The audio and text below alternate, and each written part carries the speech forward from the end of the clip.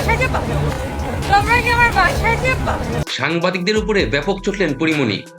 লাল শাড়ি পরে সাংবাদিকদের সামনে হাজির হয়েছিলেন পরীমণি, কিন্তু হঠাৎ করেই সাংবাদিকরা এলোমেলো প্রশ্ন করায় ব্যাপক চটলেন। কিও আছে কিছু আছে তুমি সুস্থ মানুষের মতো কোশ্চেন করতেছো না।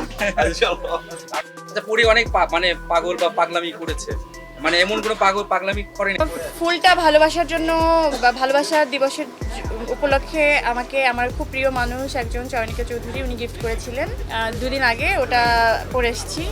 শাড়িটা আমার নিজস্ব কালেকশনের।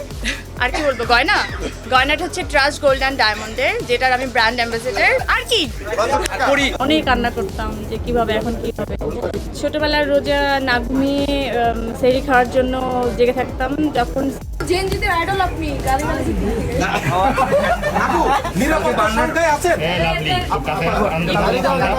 আছে, দর্শকদের তো কোনোদিন বলা হয় না, সাংবাদিকরা অনেক জ্বালায়। না পরির সংসার কেমন যাচ্ছে ডক্টর সঙ্গে? পরির সংসার রূপকথার মতো যাচ্ছে, 2 বাচ্চা এবং আমার বাসায় একটা পেট আছে, ওর নাম পুটু।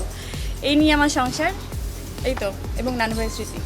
একটা কল রেকর্ড আপনার ভাইরাল হয়েছে, কি আপনাকে হুমকি দিয়েছে। দিছে, আমিও দিছি, তারপর কি হইছে এখন? আচ্ছা শুরু করি।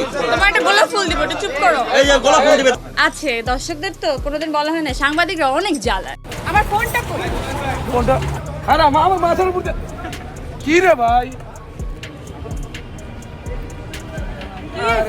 আপু জেনজিদের আইডল আপনি গালি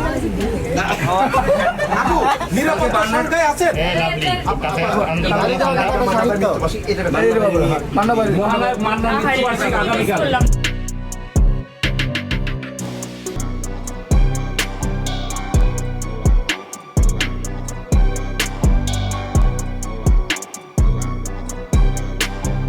পরি অনেক মানে পাগল বা পাগলামি করেছে, মানে এমন কোনো পাগলামি করে নাই যেটা সামনে করার ইচ্ছা, এরকম কিছু আছে কিনা?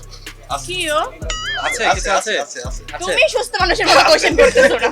আচ্ছা পরি অনেক মানে পাগল বা পাগলামি করেছে, মানে এমন কোনো পাগলামি করে নাই। আরে আমার মাথার উপর তোমরা কি আমার বাসায় যাবা?